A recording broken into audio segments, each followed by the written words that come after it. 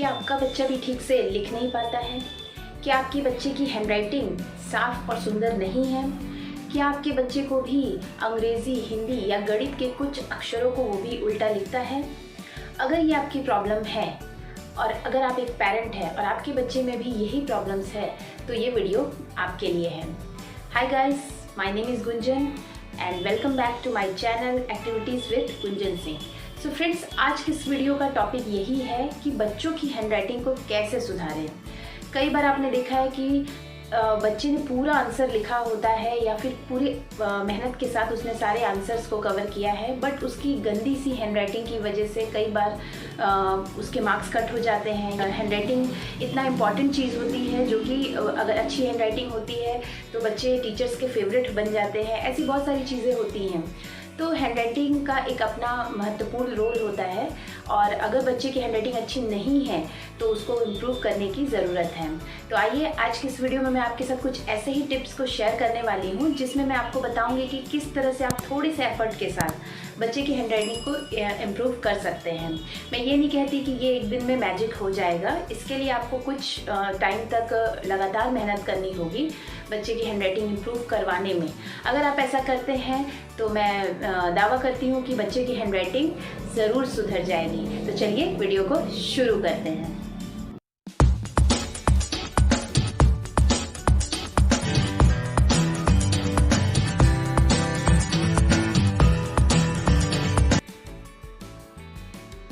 तो जो पहला टिप्स मैं बताती हूँ वो ऐसा है, अक्षरों को छोटा या बड़ा लिखना। कई बार क्या होता है, बच्चों को ये आइडिया नहीं होता है कि हमें किस लाइंस के तक को फॉलो करना है या फिर किस लाइन के बीच में हमें लिखना है। कभी उनके कोई अक्षर बहुत बड़े होते हैं, कभी कोई अक्षर बहुत छोटे होते हैं। तो सबसे पहले उनको आपको ये बताना होगा कि जो भी वो 2 लाइन्स में लिख रहे हैं या 4 लाइन्स को फॉलो कर रहे हैं तो उनको किस लाइन्स के बीच में कितना बड़ा अक्षर को ड्रॉ करना है या लिखना है, वो चीज़ उनको पहले क्लियर कर दीजिए कि इस लाइन के बाहर आपका अक्षर नहीं जाना चाहिए। और सबसे पहली चीज़ ये भी है कि जब बच्चे लिखें, जब भी आप उनको प्रैक्टिस करें, एटलीस्ट आप उनके साथ बैठे वहाँ पर। ऐसा नहीं कि आपने दे दिया कि ये चलो लिखो और मैं उधर चली जाती हूँ, कुछ और करके आती हूँ। तो ऐसा नहीं होना चाहिए। आपको थोड़ी देर बच्चे के साथ, अगर आप आधा घंटा इस पर काम कर रहे हैं तो आपको आधे घंटे तक बच्चों के पास बैठना है और एक एक अक्षर कैसे लिख रहे हैं और आपने जो गाइडेंस उन्हें दिया है वो उसको फॉलो करें, ये ध्यान रखना है आपको। तो सबसे पहले अक्षर बड़े छोटे ना लिखें, सबको एक लाइन्स के बीच में लिखना है, वो उनको सबसे पहले बताएं। ओके, जो दूसरा टिप्स है वो ये है कि शब्दों के बीच में ज़्यादा गैप नहीं होना चाहिए। अक्सर क्या करते हैं बच्चे, जब लिखते हैं तो एक शब्द लिखते हैं और ज़्यादा से ज़्यादा गैप छोड़ करके दूसरा शब्द लिखते हैं, तीसरा शब्द लिखते हैं। तो उनको 2 शब्दों के बीच में कितना गैप होना चाहिए वो उनको बताना है। आपको ज़्यादा गैप नहीं रखना है, बहुत कम गैप भी नहीं रखना है। कई बच्चे बहुत पास लिखते हैं जिससे वो हैंडराइटिंग अच्छी होने के बावजूद वो अच्छी नहीं दिखाई देती है। तो 2 शब्दों के बीच में जो गैप रखना है वो उनको पहले गाइड करें कि इस तरह से आपको फॉलो करना है। और शब्दों को लिखने के बाद कई बच्चे उस ऊपर शेरो रेखा नहीं डालते। अगर हिंदी लिख रहे हैं तो ऊपर लाइंस नहीं डालते हैं या कुछ अक्षरों में डालेंगे और आगे के में नहीं डालेंगे। तो वो आप उनको गाइड करिए कि हमेशा जब भी लिखे कोई शब्द तो ऊपर शेरो रेखा होनी चाहिए और 2 शब्दों के बीच बराबर की दूरी होनी चाहिए। तीसरा पॉइंट ये है कि बच्चे कभी भी ओवर राइटिंग ना करें। कई बार ऐसा होता है, अच्छा लिखने के बावजूद वो अक्षरों के ऊपर ओवर राइटिंग कर देते हैं जिससे वो देखने में बहुत ही भद्दे लगते हैं। तो उन्हें हमेशा ये हैबिट डालिए कि अगर आपने गलत लिखा है तो इरेजर का यूज़ करो और उसके बाद आप उस पर कभी भी ओवर राइटिंग नहीं करो। इरेजर का यूज़ करके फिर आप उसको लिखो।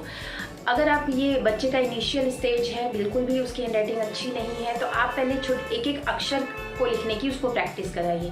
एक एक अक्षर 2 लाइन के बीच में लिख करके पहले वो प्रैक्टिस करवाइए। बच्चा अगर अक्षर अच्छे से बनाना सीख गया है तब आप शब्द बनाना सिखाइए उसको, शब्दों की प्रैक्टिस कराइए। और जब शब्द लिखना सीख जाए तब आप 2 शब्दों के बीच गैप को रखते हुए वाक्यों को लिखना सिखा सकते हैं। तो अगर आप इस तरह से फॉलो करेंगे तो बच्चों में आपको इम्प्रूवमेंट दिखाई देगा। नेक्स्ट पॉइंट ये है कि बच्चों को अक्षर और शब्दों की पहचान करना सिखाएं, क्योंकि क्या होता है, कई बार आपने देखा है कि बचपन में हम भी जब छोटे थे या फिर बच्चे अक्सर ये गलतियाँ करते हैं, उल्टा लिखते हैं। यानी अगर वो मैथ्स लिख रहे हैं, 3 लिख रहे हैं तो वो 3 को उल्टा बनाते हैं, 7 को उल्टा बनाते हैं। इसी तरह हिंदी के या इंग्लिश के भी कुछ अल्फ़ाबेट या अक्षरों को वो क्या करते हैं, उल्टा लिखते हैं। तो सबसे पहले अगर बच्चे इस टाइप की प्रॉब्लम्स फेस कर रहे हैं और अगर वो उल्टा अक्सर कर रहे हैं तो क्या होता है कि उल्टा लिखते हैं तो फिर उनके मार्क्स भी कट होते हैं। तो आप पहले ये देखिए कि अगर वो उल्टा लिख रहे हैं तो आपको क्या करना है, उन अक्षर या उन शब्दों पर आप पहले फोकस कीजिए। अगर बच्चा अक्षर गलत लिख रहा है तो आप उसको कई टाइम लिखने का अभ्यास करवाएं। कई बार आप जब उसको लिखवाएंगे तो उसके वो फिर माइंड में हो जाता है, उसको आ जाता, समझ आ जाती है कि हाँ ये मेरा गलत था तो अभी मैं इसको सही लिख रहा हूँ। तो सबसे पहले आप यही कीजिए। अगर वो अक्षर को या फिर किसी गणित के किसी अंकों को वो उल्टा लिख रहा है तो आप पहले लिख करके उसका अलग से अभ्यास करवाएं। जब वो अभ्यास पूरा हो जाएगा तब वो उसकी हैंडराइटिंग में भी आपको वो चेंजेस दिखाई देंगे। नेक्स्ट पॉइंट जो आता है उसमें बच्चों को लिखने की आदत डालें, सबसे ज़रूरी है। किसी भी चीज़ को, हम कोई भी स्किल को सीखते हैं, चाहे वो बोलने की हो, लिखने की हो या फिर कोई भी कला हो, तो वो जब तक हम उसकी प्रैक्टिस नहीं करेंगे तब तक वो इम्प्रूवमेंट नहीं दिखाई देगा।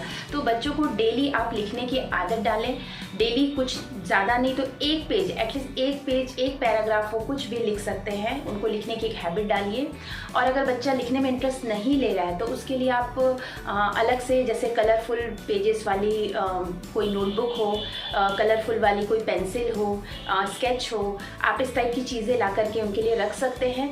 अगर वो चीज़ें होंगी तो बच्चों को सामने से इंटरेस्ट उनको आएगा कि हाँ मैं इसको यूज़ करके चलो कुछ लिखता हूँ, कुछ मैं बनाने, ड्रॉ करने की कोशिश करता हूँ। तो आपको ज़्यादा बोलने की ज़रूरत नहीं पड़ेगी, बच्चा खुद से ले करके ये अभ्यास चालू कर देगा।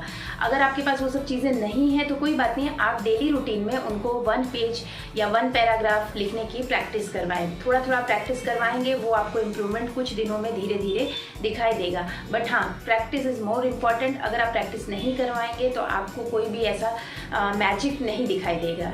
ठीक है, तो आपको इस पर ध्यान देना होगा। नेक्स्ट पॉइंट में हम बात करेंगे कि कई बार बच्चे पेंसिल प्रॉपर वे में नहीं पकड़ते। कोई या तो बहुत ऊपर पकड़ेगा या तो कोई बहुत नीचे पकड़ेगा या कोई बहुत ही टाइट पकड़ेगा। तो वो आपको ध्यान रखना है, ज़्यादा ऊपर ज़्यादा नीचे भी नहीं पकड़ना है। एक उसका स्पेस होता है, वहाँ पर उसको पेंसिल पकड़ना है, बहुत टाइट नहीं पकड़ना है। तो इन चीज़ों का आपको ध्यान रखना है कि पेंसिल वो प्रॉपर वे में पकड़ रहा है या नहीं, और अगर नहीं तो आप उसको ठीक से पकड़ना सिखाएं। नेक्स्ट पॉइंट है बच्चों को प्रेरित करें। ये बहुत ही इम्पॉर्टेंट है। अगर आप बच्चा लिखने में गलतियां कर रहा है, गलत लिख रहा है, तो आप उसे बहुत डांटे नहीं, धीरे धीरे उसको बताएं कि आप क्या गलतियां कर रहे हो, आपको कहाँ पर चेंजेस की ज़रूरत है। उनको प्रेरित करना बहुत ज़रूरी है। और अगर जैसे बच्चा गलतियां कर रहा है तो आप उसको बोले कि उसको आपको काट पीट नहीं करना है। आपको अगर गलत लिख दिया है तो आपको 1 लाइन ही डालनी है, या फिर इरेज़र का यूज़ करना है। बड़े बच्चे हैं, पेन से लिखते हैं, तो सिर्फ अगर कोई शब्द वो गलत लिख दिए तो वो सिर्फ पेंसिल से ऐसे, या मतलब पेन से उसको कट करें, उसको वहाँ पर उसको काट करके बिल्कुल गंदा कर देते हैं, जो कि पूरे पेज में वो एक अलग से दिखाई देता है।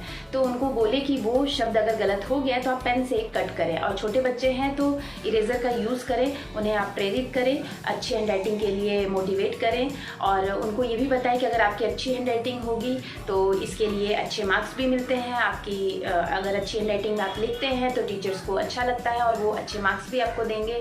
तो धीरे धीरे बच्चों को डांटना नहीं है, आपको ये स्किल को डेवलप करने के लिए उनको धीरे धीरे मोटिवेट करना है। इसके लिए आप चाहे तो बच्चों को सैंड ट्रे होती है, एक ट्रे होती है जिसमें आप सैंड बिछा सकते हैं, या फिर आप चाहे तो उसमें ये सॉल्ट होता है वो बिछा दें। फिर बच्चों को उसमें कोई भी अल्फ़ाबेट को फिंगर ट्रेस करने के लिए दे, कोई अल्फ़ाबेट को ड्रॉ करने के लिए। ये सब इनिशियल स्टेज के प्रोसेस हैं, आप चाहे तो ये करवा सकते हैं, छोटे बच्चे हैं तो उनको। और साथ ही साथ आप चाहे तो उनको मैजिक बोर्ड दे सकते हैं जिसमें लिखते हैं फिर वो इनविजिबल हो जाता है, इस टाइप का कुछ दे सकते हैं। अगर बच्चा पेंसिल प्रॉपर नहीं पकड़ पा रहा है तो पहले उसे क्ले दीजिए, क्ले को ऐसे पकड़ करके अगर वो मोल्ड करेगा इस तरह से तो उसके फिंगर्स में, ये फिंगर जो है, ये सब के जो मसल्स हैं वो सब उसके सॉफ्ट होंगी, और धीरे धीरे वो क्या होगा कि पेंसिल और उन सब चीज़ों को प्रॉपर वे में पकड़ पाए। और साथ ही साथ मार्केट में बहुत सारी ट्रेसिंग बुक्स भी आती है, तो आप चाहे तो अक्षर या शब्दों वाली कोई भी ट्रेसिंग बुक्स दे सकते हैं उनको, उस पर भी ट्रेस कर सकते हैं, कलर पेंसिल से कर सकते हैं। तो ये जो छोटे छोटे पॉइंट्स हैं, अगर आप इन सब चीज़ को अपनाते हैं और लगातार लगातार बच्चों को प्रैक्टिस करवाते हैं तो डेफिनेटली बच्चों की हैंडराइटिंग में काफ़ी इंप्रूवमेंट आपको देखने को मिलेगी। तो चलिए आज की वीडियो में इतना ही। अगर मेरी वीडियो आपको पसंद आई हो तो वीडियो को लाइक करके जाइएगा। मेरे चैनल पर अगर आप नए हैं तो चैनल को सब्सक्राइब कर लीजिएगा। मैं ऐसे ही बच्चों से रिलेटेड, एजुकेशन के से रिलेटेड, एक्टिविटी रिलेटेड मैं वीडियोज़ अपलोड करती रहती हूँ। तो चलिए मिलते हैं नेक्स्ट वीडियो में। Thank you, bye bye.